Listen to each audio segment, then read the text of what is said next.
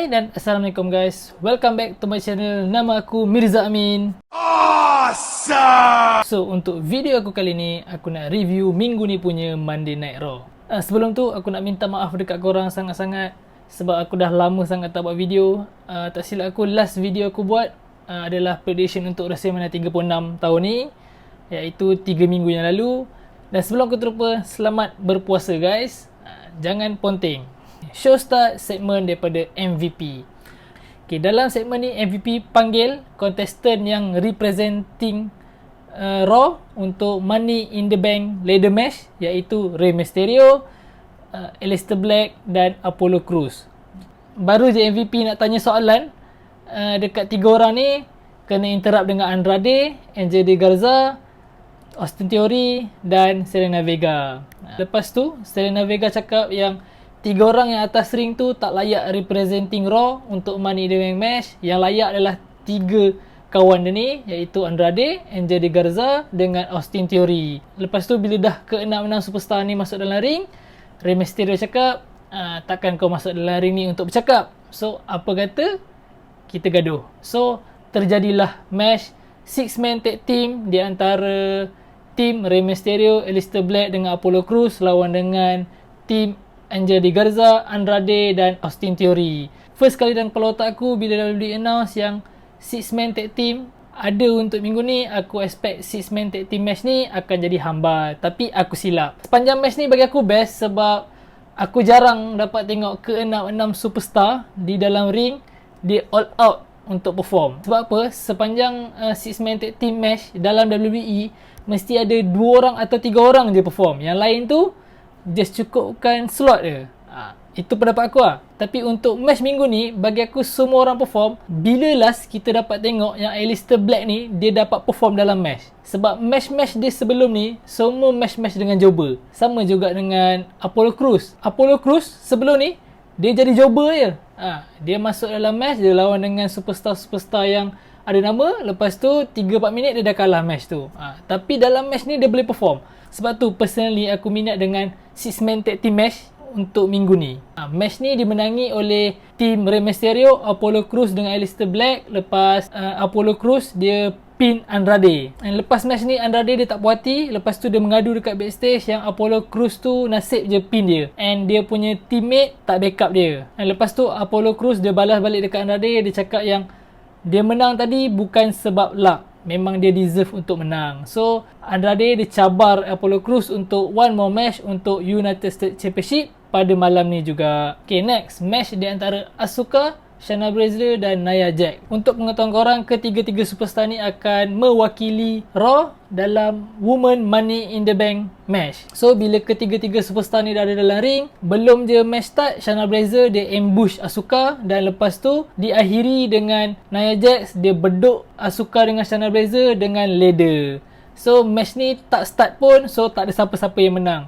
Personally, bagi aku move ni bagus daripada WWE sebab dia tak nak bagi momentum antara ketiga-tiga superstar ni jatuh. Sebab apa? Sebab Shayna Baszler baru je lepas kalah dengan Becky Lynch dekat WrestleMania 36 hari tu. Lepas tu Asuka pun baru nak build balik momentum dia dan Nia Jax pula dia baru return daripada injury. So momentum dia tengah naik. So dengan decision yang WWE buat, match ni tak start, so tak sama-sama menang. So ketiga-tiga superstar ni punya momentum kekal. Good job WWE. Okay, next match. Match di antara Bobby Lashley dengan Denzel DeJournette.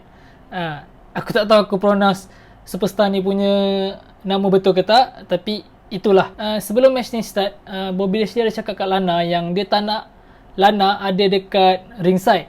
So Lana marah, tapi Bobby Lashley dia explain balik. Dia cakap kalau Lana ada dekat ringside, dia tak boleh nak fokus. Sebab alasan dia kata bila dia tengok Lana ni dia terpaku. Lepas tu match ni bagi aku squash match. Memang match yang easy bagi Bobby Lashley. Okay, match ni Bobby Lashley menang by pinfall. Tak ada apa-apa yang special untuk match ni, just a squash match. Apa WWE bagi squash match dekat Bobby Lashley untuk minggu ni? Maybe WWE dia nak build something untuk Bobby Lashley untuk masa depan. So dia nak Bobby Lashley punya momentum keep rising. So sebab tu dia perlukan beberapa squash match untuk dapat rivalry yang baru. Sebab macam kita tahu sebelum ni rivalry dia dengan Rusev, tapi disebabkan Rusev dah di-release oleh WWE, so tak ada lagi rivalry yang sesuai untuk Bobby Lashley. Next match di antara Liv Morgan dan Ruby Riott. Personally, aku suka rivalry ni sebab Liv Morgan dengan Ruby Riott ni dulu adalah teammate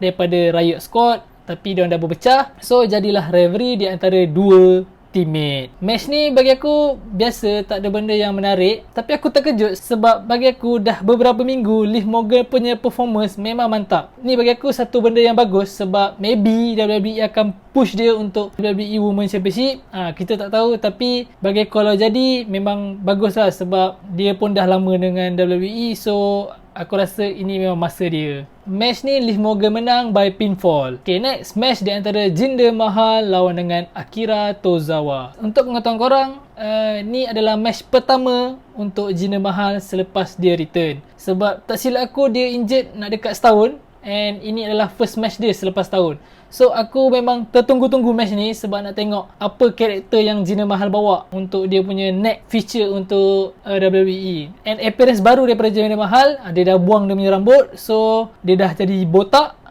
Botak mahal. Bagi aku satu pendapat yang bagus sebab aku tak prefer sangat dia punya appearance sebelum ni dengan rambut panjang. Bagi aku macam agak kusut. Bila dia botak ni, bagi aku dia lagi garang lah. So kalau dia nak buat watak heel, bagi aku memang cantik gila. Tapi untuk match ni memang squash match. Jinder Mahal menang by pinfall, tapi dalam match ni tak menandakan apa-apa. So kita tak boleh speculate lagi sama ada Jinder Mahal ni heel ke face ke berdasarkan match ni. Kita kena tunggu lagi 2-3 minggu tengok macam mana WWE build story untuk Jinder Mahal. Personally aku puas hati dengan match ni sebab dah lama tak tengok Jinder Mahal perform, and aku dah lama tak tengok Akira Tozawa kena hempas macam tu. Okay, next match untuk United States Championship di antara Andrade dengan Apollo Crews. Personally match ni bagi aku memang best. Aku tak cakap best gila, tapi best, above average.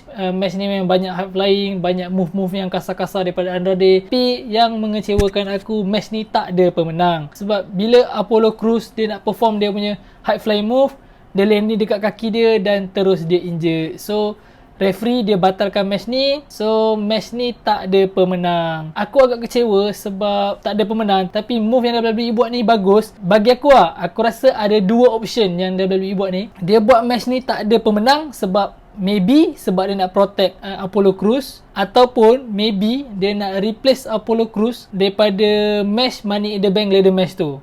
So ini ada dua possibility lah.